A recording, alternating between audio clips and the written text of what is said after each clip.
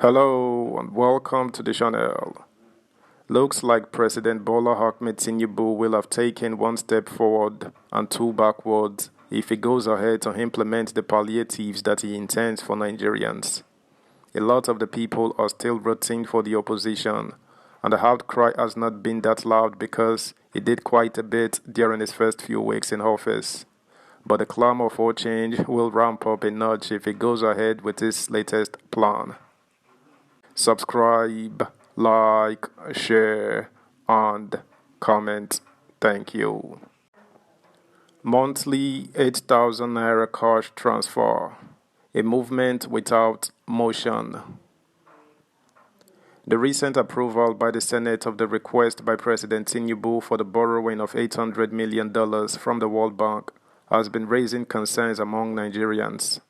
The angst is not just about the danger of further increasing the stockpile of our already unsustainable debt level, but also of whether borrowing for consumption, in this case, borrowing to enable the government to transfer the sum of 8,000 naira per month over 6 months to 12 million poor households, is the best way of cushioning the inflationary impacts of the removal of fuel subsidy and flotation of the naira on the poor in Nigeria. It should be recalled that President Bola Tinubu in a letter to the Senate explained that the loan will be used to scale up the National Social Safety Net program. He also claimed that the monthly social cash transfer would have a multiplier effect on about 60 million households. There are several issues that are embedded in this discourse. 1. The discourse on social protection, triggered largely by the conditional cash transfer of 5,000 naira per month to some households under the Buhari government, is a worthy conversation.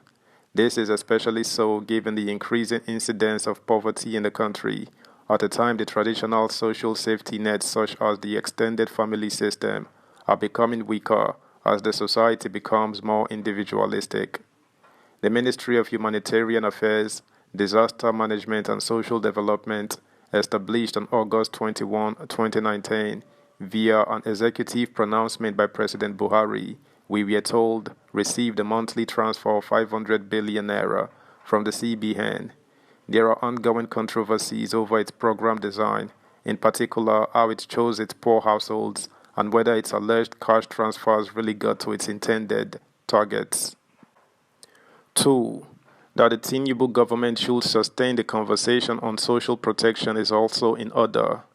There are three issues that especially miff most Nigerians in the new conversation about social protection.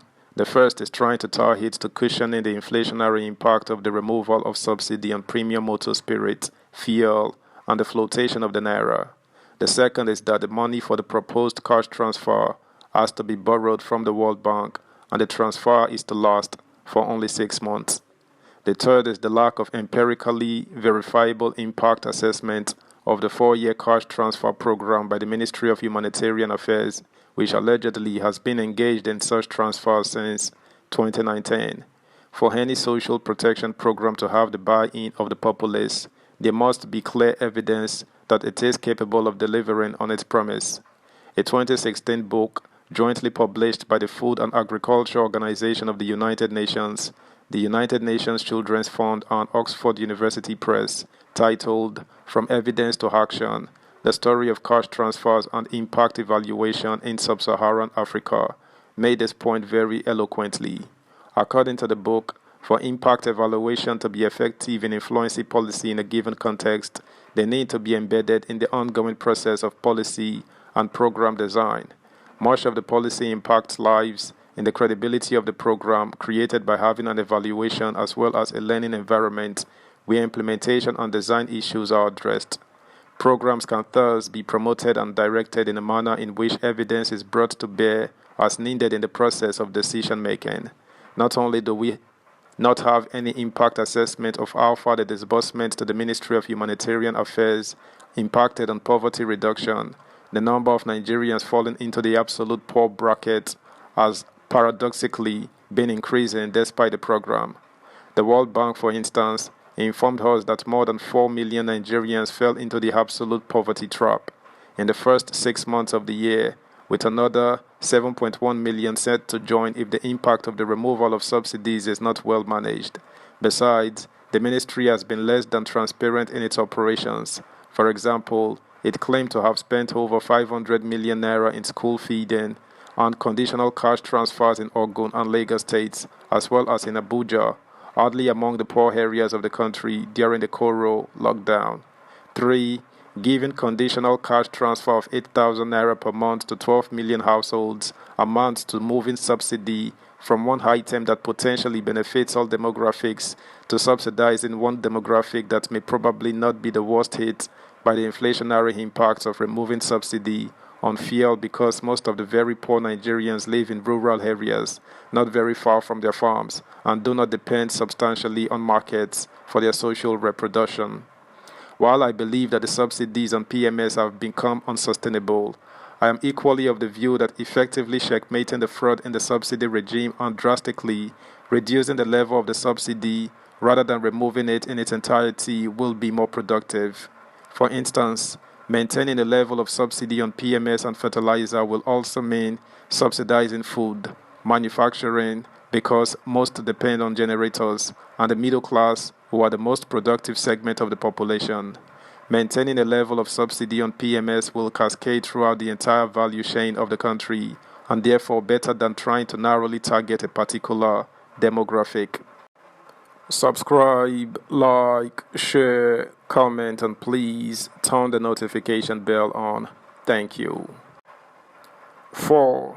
While President Tinubu has done relatively well in trying to run an inclusive government compared to Buhari and has received deserved accolades for that, he risks squandering the honeymoon he seems to be enjoying from most Nigerians if he fails to appreciate the depth of the hardship in the country, and that what is needed are measures that will boost production, create employment, and make life more tolerable for most Nigerians, rather than cash transfers that seem to have been not properly thought through.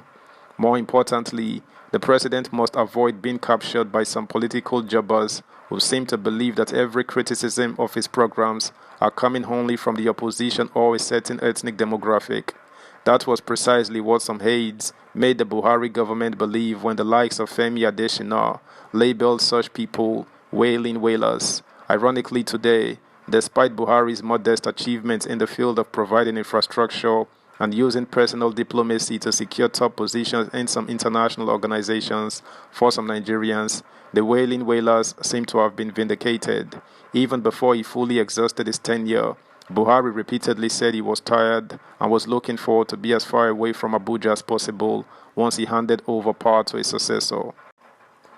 Given the way Tinubu has been hyped as a political strategist and economic visionary who transformed Lagos State, people continue to believe that he may have a magic wand that would quickly turn the hardships into gains for most Nigerians. To shame his critics, after all, is he not the Jagaban who had tweeted his powerful traducers to emerge the APC's presidential candidate in spite of the hurdles placed on his way, and went ahead to win the election or be declared the winner by INEC? If Tinubu fails to turn things around quickly, there will most likely be a crisis of expectations and a feeling of another hope betrayed, with snowballing effects. That's the news, guys. Thanks for listening. Until next time, bye.